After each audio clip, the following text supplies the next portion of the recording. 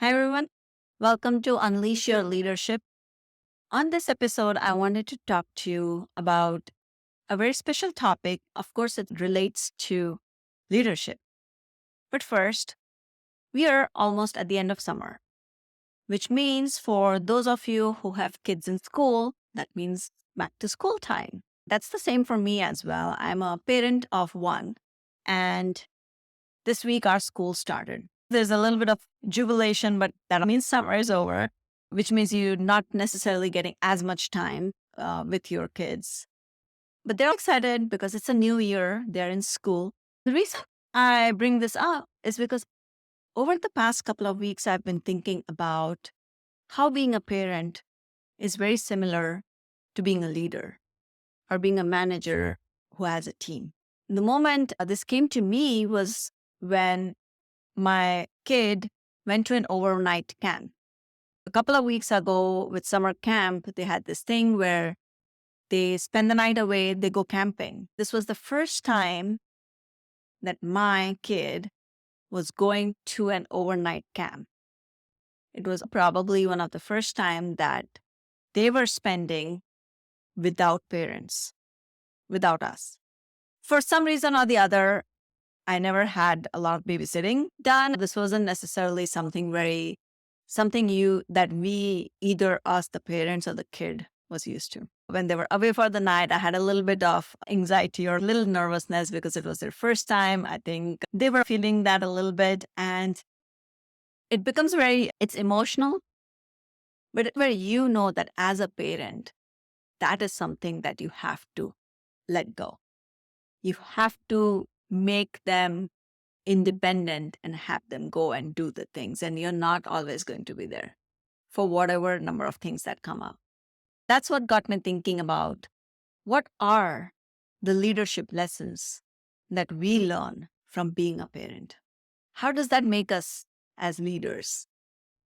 And how might the leadership skills that we learn in the workplace be used as a parent? Really, this episode is all about leadership lessons from being a parent or leadership lessons that you can apply to be a better parent.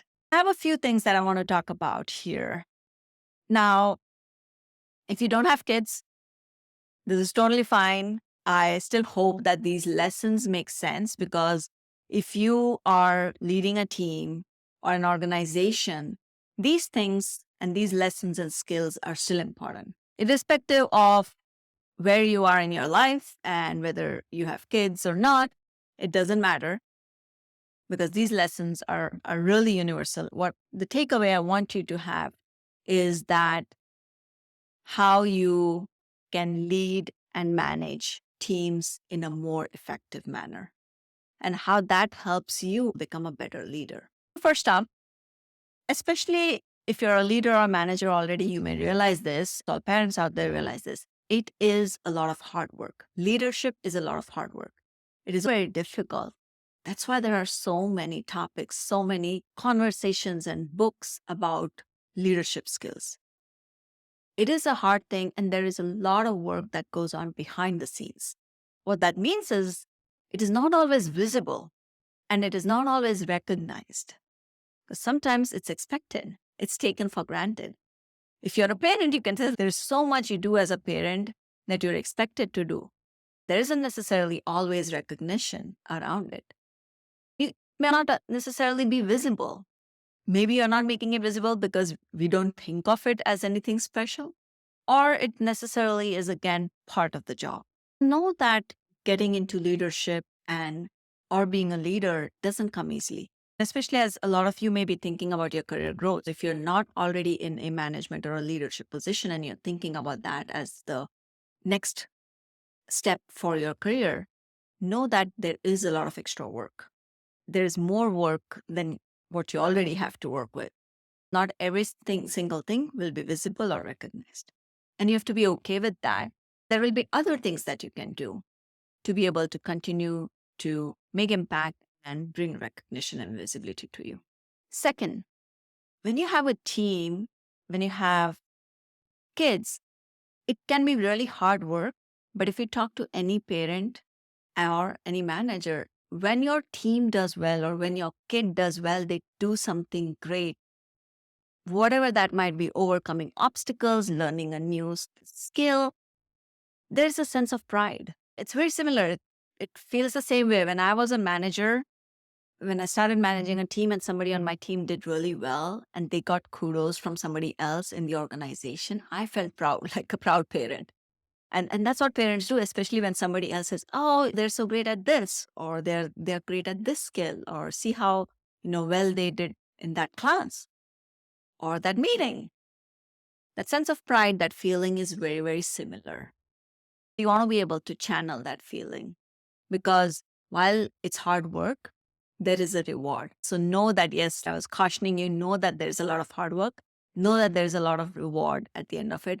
There's a sense of pride that necessarily doesn't come only when you do the things, because now you know that there are other people and somehow you have played a part in enabling them. The third thing I want to say is when they do something well, praise them. Every leader, every manager, every parent should do this, is praise them so that it raises their self-esteem and their confidence. Give them that recognition. This is something very important I learned on much earlier in my leadership journey, because it was important that every person gets the recognition, gets the praise. Ask them how they liked it, but make sure they are praised. Make sure that you acknowledge the work that they're doing, the effort that they're making. Not every single effort is going to result in some massive impact, and that's okay. The important thing is that they put in the effort, they tried, and they learned if there were any mistakes. And you want to be able to acknowledge and even recognize that. That really helps build strong leaders. If you're trying to build other leaders up, this is really important. And same thing goes when you're a parent. You're trying to make them self-confident so that they can go out there in the world and be on their own. Then the next natural step comes up, which is share that pride with other people around you. If you heard something from a partner, organization, or another stakeholder on how well a team member is doing, share that with them. But if somebody's on the team is doing that, share that with other people who matter. Maybe it's in a all hands, maybe it's comes in a form of a reward, or maybe a shout out in a meeting, or in an email update that goes out to the organization. That acknowledgement, that shout out will really motivate them to continue to do more. It's like when kids do well in exams and they get good grades, it motivates them. It's a positive reinforcement. You want to be able to do the same with your team. Make sure you're sharing that recognition, not just with them personally, great job, you did well, but tell others how well you did. Number 5 on leadership lesson that I've learned from being a parent and very much applicable is you have to let them make mistakes. This is the thing I was sharing earlier, where I know it was really hard for me to see my kid go away on an overnight camp. And I was like, are they going to lose something? Are they going to be able to pack everything back? What if they mess something up? What if they forget something? What if? It doesn't matter. If it's a mistake, it's a mistake. It doesn't matter as long as they are safe. What that equates to in any leadership role when you're working with a team is let them make mistakes, let them deal with failure, and support them through that endeavor. It's important for us as leaders to tell our teams that it's okay to make mistakes, that they will not be reprimanded for the mistakes. What's important is that you are there to support them, and that you want to be able to learn from it. Coach them through that. Act coach-like when you're working with them in terms of what could be done differently next time. What are the different support or skills you need? What habits do you need to build? That support and coaching mechanism really helps them see any mistake as a data point for learning. So it makes them less afraid to take risks. When you're not afraid, when you don't fear something, you will go for those things. When you take those risks is where on the other side there are rewards. It doesn't matter if there was a mistake or two, as long as you learn from it. Make sure that you're not being overprotective of your team members or your team. You're enabling them. You're letting them go out there. Give them the tools, give them the support, but let them do it on their own. Because when they do it on their own, they learn on their own. If you continue to do everything for them, it will not help them grow and become better in their abilities and eventually get to where they want to in their career. Same lines, the sixth lesson is enable them to make good decisions. While you want to leave them out there, let them make mistakes, you want to be able to give them frameworks and systems that will help them make good decisions. As any parent, if my kid goes to high school tomorrow, I'm not going to be there. I don't know what's going on. I don't know what are the influences of the peer groups that they're going to have. This makes me nervous.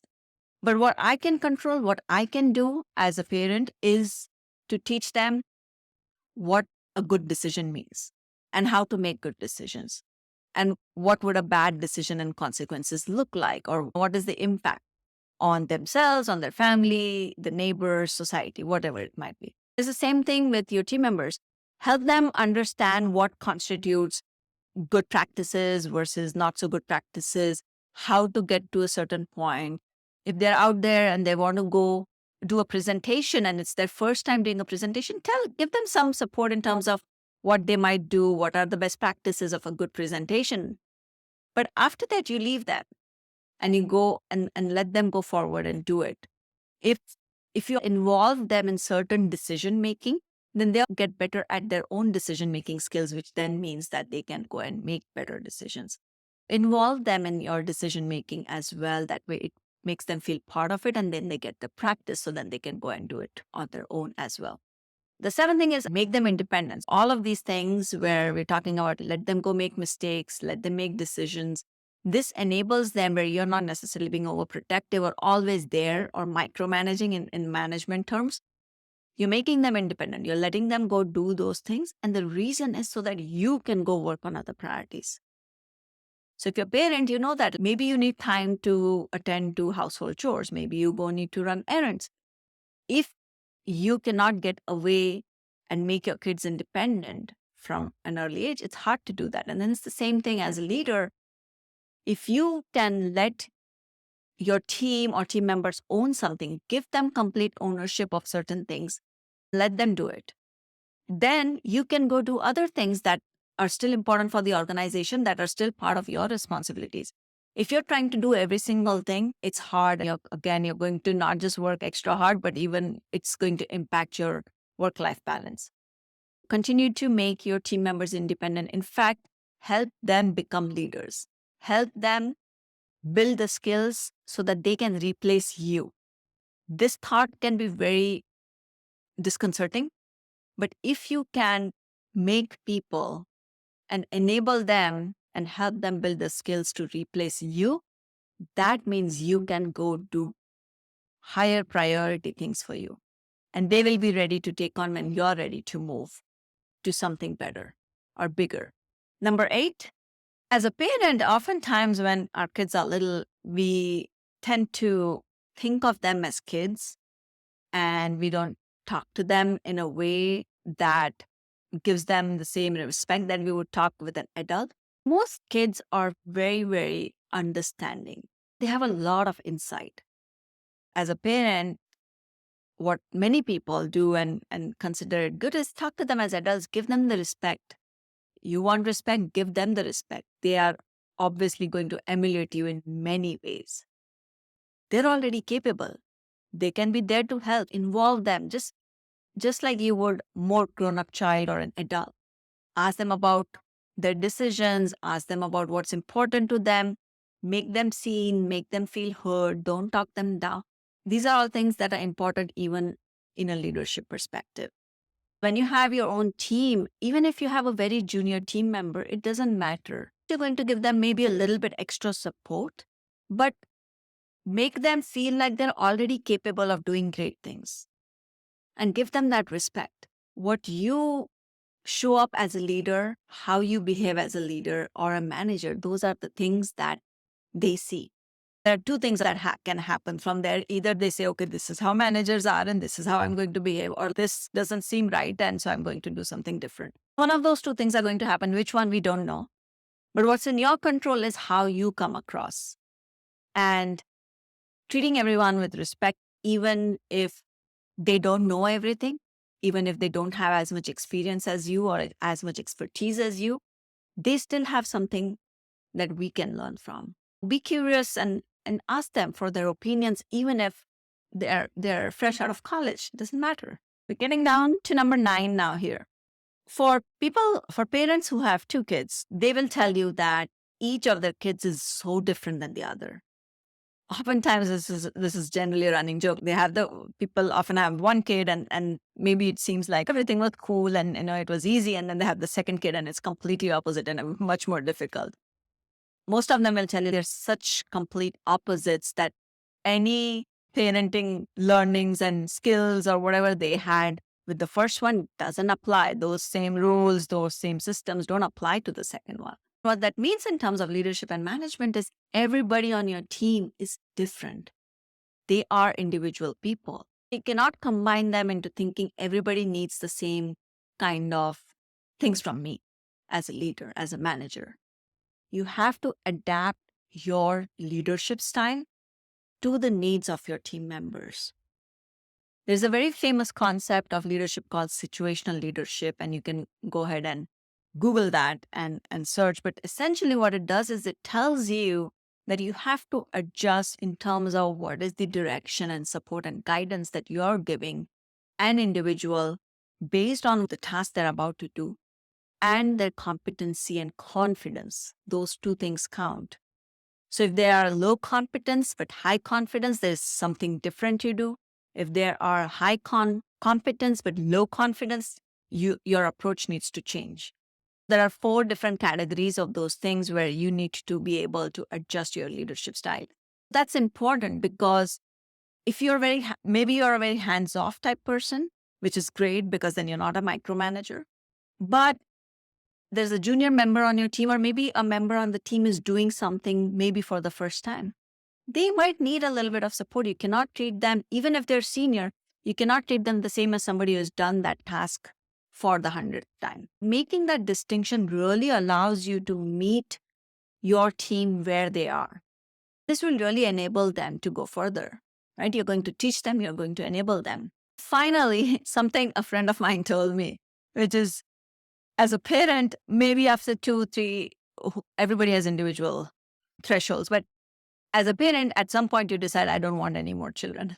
That's what you decide. Like, I have 1, it's enough. I have 2, it's enough. Maybe it's 3, 4, whatever that number. But you decide, I don't need to continue to have more children to feel XYZ. It's the same way with being a manager. If you are getting into a leadership role, know that it's okay to at some point feel like, I don't need a bigger team.